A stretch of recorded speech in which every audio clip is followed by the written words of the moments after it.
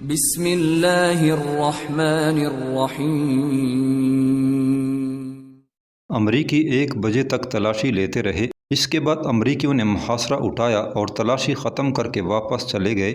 بعد ازاں جب ساتھی جمع ہوئے تو معلوم ہوا کہ امریکی جاتے ہوئے ہمارے 2 ساتھیوں کو گرفتار کر کے لے گئے ہیں، جن کے نام عبداللہ اور عصمت اللہ ہیں۔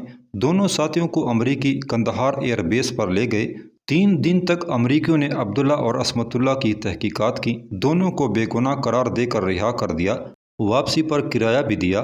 جب وہ ہمارے پاس پہنچے تو انہوں نے بتایا کہ ہم نے امریکیوں کو کہا کہ ہم شکاری لوگ ہیں اور قندھار کے رہنے والے ہیں، اس علاقے میں چکور کا شکار کرنے آئے تھے۔ دونوں 3 دن تک یہی کہانی امریکیوں کو سناتے رہے۔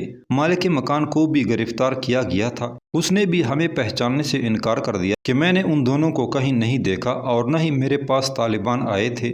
مالک مکان کو امریکیوں نے 6 ماہ کے بعد چھوڑا۔ اس کی وجہ یہ تھی کہ امریکیوں کے پاس اس کے مکان کی وہ تصاویر تھی جن میں طالبان اس کے گھر کھانا کھا رہے تھے، لیکن وہ تصاویر دھندلی تھی، کھانا کھانے والوں کے چہرے نظر نہیں آئے، محض افراد محسوس ہوتے تھے۔ امریکی اسی کی تحقیقات کرتے رہے، لیکن مالک مکان کے انکار اور ثبوت نہ ملنے کی وجہ سے اسے بے گناہ قرار دے کر رہا کر دیا گیا۔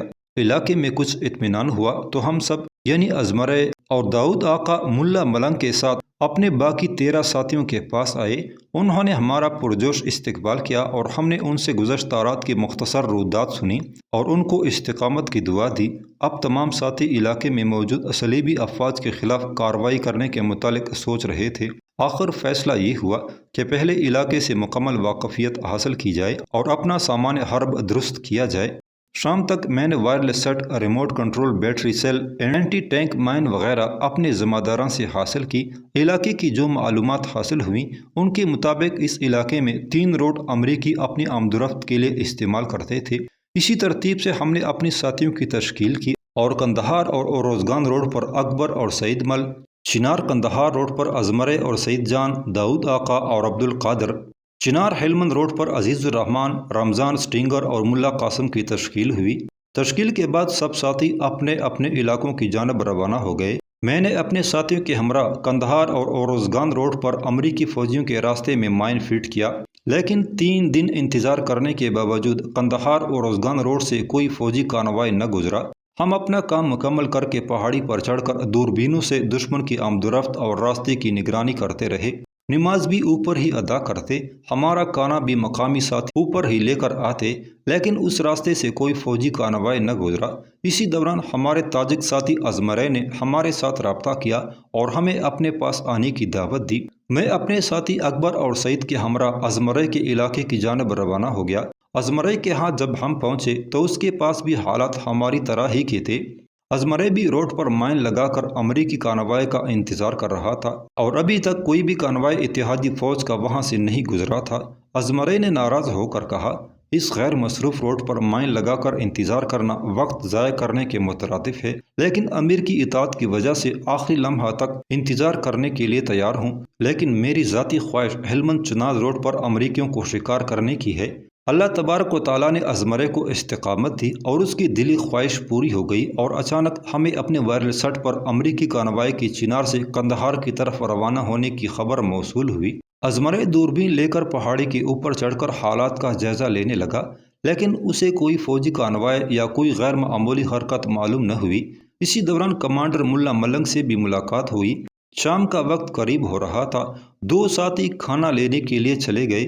رات گزارنے کے لیے ہم نے پہاڑ کا جائزہ لیا تو ہمیں ایک بڑا غار مل گیا جس میں 10 کے قریب افراد آسانی سے سما سکتے تھے۔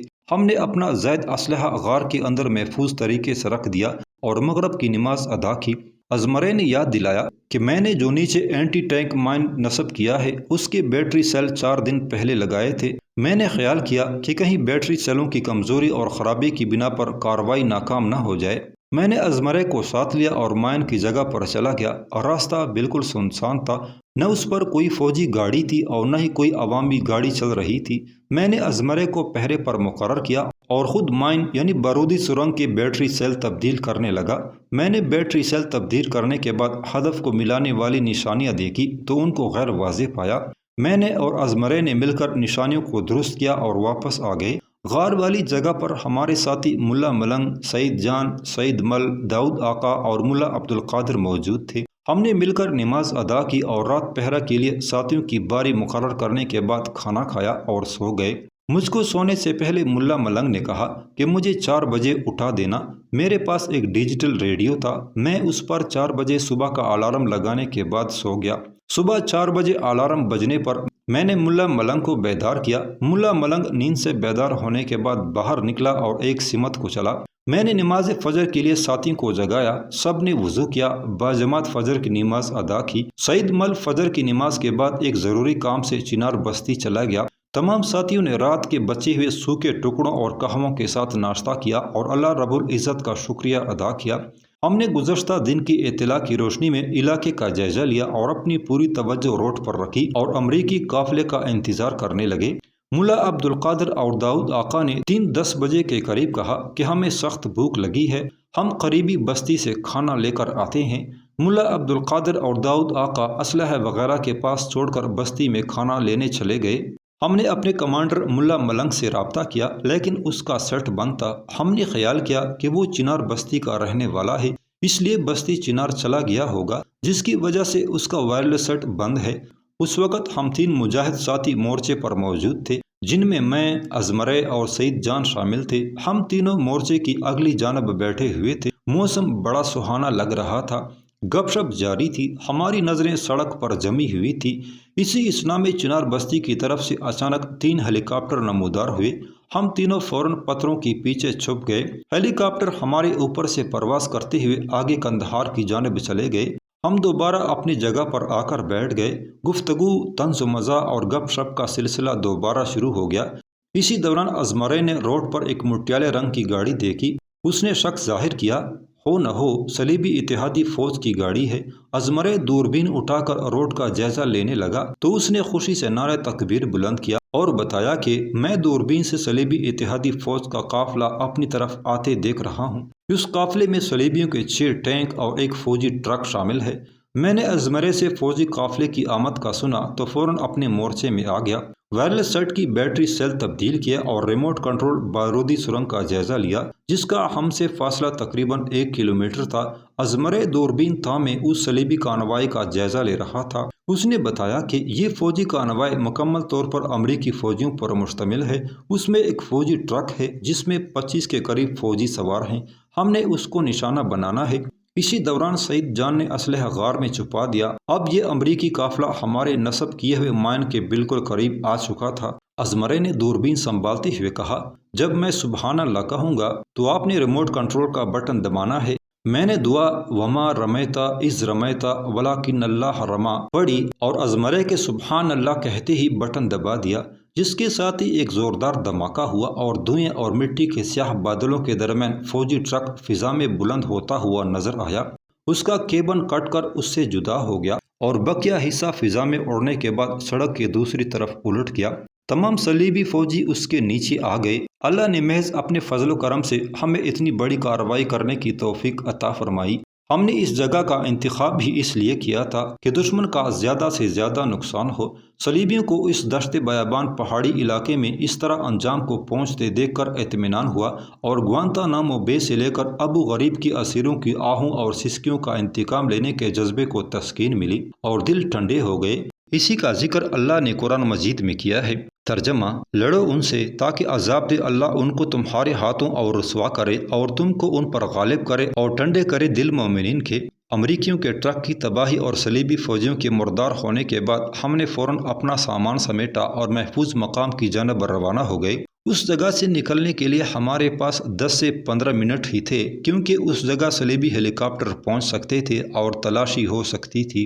میں نے دوربین نالے میں چھپائی اور وائرلیس سیٹ اپنے پاس رکھا تاکہ اس سے رابطہ کیا جا سکے۔ اسی نالے میں چلنے کے بعد جب ہم باہر نکلے تو سامنے ایک بڑا مکان نظر آیا جس کے باہر ایک سفید ریش بزرگ کھڑا تھا۔ ہم نے اس سے تنبیل بستی کا پوچھا۔ بابا جی نے سامنے کی طرف اشارہ کرتے ہوئے کہا، وہ سامنے والی بستی تنبیل ہے۔ میرے سمیت ازمرے اور سعید جان نے بابا جی کا شکریہ ادا کیا اور تنبیل بستی کی جانب چل پڑے۔ چنار بستی کی جانب نہ جانے کی وجہ وہاں پکڑے جانے کا ڈر تھا۔ ہم نے سوچا تنبیل میں داؤد آقا کا گھر ہے جس سے ہم معلومات حاصل کر کے محفوظ جگہ منتقل ہو سکتے ہیں۔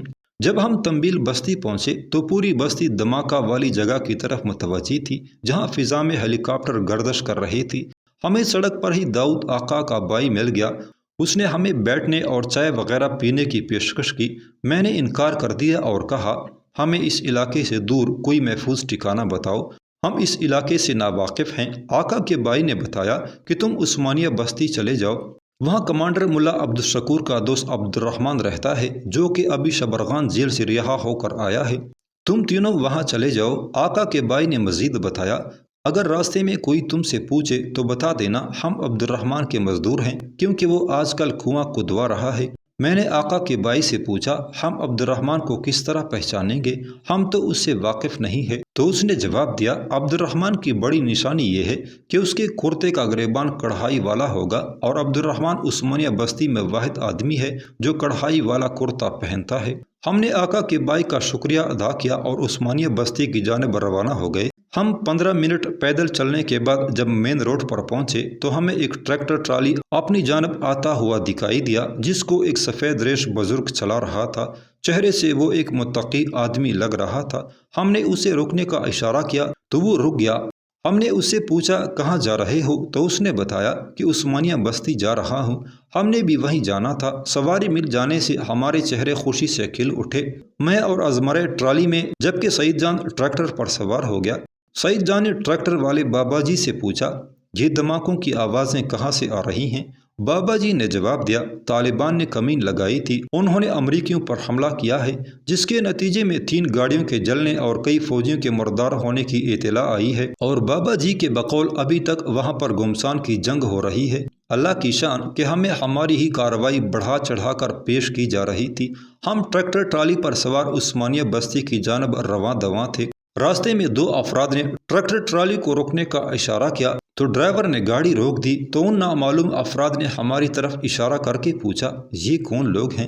ڈرائیور نے بتایا یہ عبد الرحمن کے مزدور ہیں اور عثمانیہ بستی عبد الرحمن کا کنواں کھودنے جا رہے ہیں، لیکن ان میں سے ایک نے کہا یہ شکل سے مزدور نہیں طالب لگتے ہیں۔ دوسرے نے بھی کہا ان کے چہرے واقعی مزدوروں کی طرح نہیں ہیں۔ یہاں بھی اللہ رب العزت کی مدد شامل حال رہی۔ انہوں نے ہم سے کوئی سوال نہ کیا اور ڈرائیور سے بھی مزید سوال نہ کیے اور پیچھے ہٹ گئے، اور ہم عثمانیہ بستی کی جانب روانہ ہو گئے۔ اور یہ اللہ جو کہ دلوں کے بید خوب جاننے والا ہے وہی بہتر جانتا ہے وہ ہمارے خیر خواہ تھے یا صلیبی مخبر۔ لیکن یہاں پر ڈرائیور بابا جی کو شک ہو گیا ہو نہ ہو یہ طالبان ہی ہیں، لیکن اس نے ہم سے اس کا اظہار نہیں کیا۔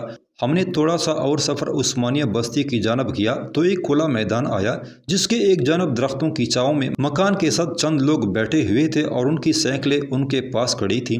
ہم ٹریکٹر ٹرالی پر سوار جب ان کے پاس سے گزرے تو ان میں سے ایک لڑکے نے ہاتھ اٹھا کر ہمیں سلام کیا۔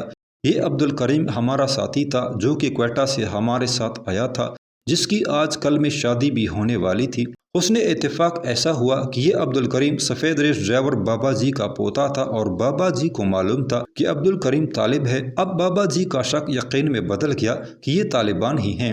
آدھے گھنٹے میں ہم عثمانیہ بستی پہنچ گئے۔ ٹریکٹر ٹرالی والے بابا جی نے اگلے گاؤں جانا تھا، انہوں نے ہمیں عثمانیہ بستی کے قریب اتارا اور کہا عبد الرحمن نہ ملے تو میرے پاس آ جانا، پریشان ہونے کی ضرورت نہیں ہے۔ عبد الکریم جو طالب ہے میرا پوتا ہے اور میں ملا عبدالشکور کو جانتا ہوں۔ ہم نے بابا جی کا شکریہ ادا کیا اور عثمانیہ بستی کی جانب روانہ ہو گئے۔ چند منٹ پیدل چلنے کے بعد ہم عثمانیہ بستی میں داخل ہوئے تو ایک لڑکا درخت کے نیچے بیٹھا ہوا تھا اور اس کے قریب کنویں کی کھدائی ہو رہی تھی، لیکن آقا کی بائی کی بتائی ہوئی نشانی اس لڑکے کے کرتے پر موجود نہیں تھی۔ میں نے اس لڑکے سے عبد الرحمن کے متعلق دریافت کیا تو اس نے سوال کیا تمہیں اس سے کیا کام ہے؟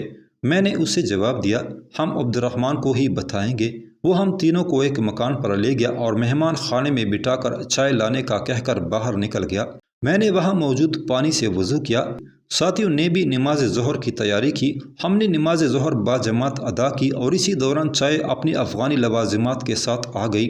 ہم نے اس لڑکے کے ساتھ مل کر چائے پی اور اللہ تعالیٰ کا شکر ادا کیا۔ چائے پینے سے فارغ ہی ہوئے تھے کہ چند ہی لمحوں بعد ایک آدمی کڑھائی والا کرتا پہنے ہوئے آ گیا۔ میں نے اسے پہچان لیا، یقیناً یہی عبد الرحمن ہے، کیونکہ اس کے کپڑوں پر آقا کے بھائی کی بتائی ہوئی نشانی موجود ہے۔ عبد الرحمن ہم تینوں سے ملا اور ہمیں ایک اور مکان پر لے گیا۔ عبد الرحمن کا خیال تھا اگر کسی نے آپ کو آتے ہوئے دیکھا ہے تو وہ یہی سمجھے گا کہ آپ عبد الرحمن کے گھر ہیں، اس لیے میں نے وہاں سے آپ کو تبدیل کر دیا ہے تاکہ آپ محفوظ رہ سکیں۔ ہم مکان کے صحن میں بنے ہوئے کنویں پر گئے، پانی نکالا اور نہا کر کپڑے تبدیل کیے۔ اتنی دیر میں عبد الرحمن کھانا لے آیا، ہم نے اس کے ساتھ مل کر کھانا کھایا اور اپنی کارروائی کی تفصیل بتائی۔ عبد الرحمن نے اپنے سیٹلائٹ فون سے کوئٹہ میں ملا عبد الشکور سے رابطہ کیا اور ہماری کارروائی سے آگاہ کیا۔ ملا عبد الشکور نے میڈیا والوں کو اس کارروائی کی خبر دیتے ہوئے طالبان کی طرف سے ذمہ داری قبول کر لی۔ رات ریڈیو پر BBC نے اس کارروائی کی خبر جاری کی اور 5 امریکی فوجیوں کے واصل جہنم ہونے کی خبر جاری کی، جبکہ مقامی ذرائع سے 13 فوجیوں کے مردار اور بقیہ کے شدید زخمی ہونے کی خبر موصول ہوئی۔ رات ہم نے اسی مکان کے باغیچے میں آرام کیا۔ تمام بستی والوں نے باری باری ہمارا پہرا دیا کہ یہ طالبان ہمارے مہمان اور موسن ہیں، کیونکہ صلیبیوں سے لڑائی کے لیے یہ اپنا گھر بار چھوڑ کر یہاں آئے ہیں۔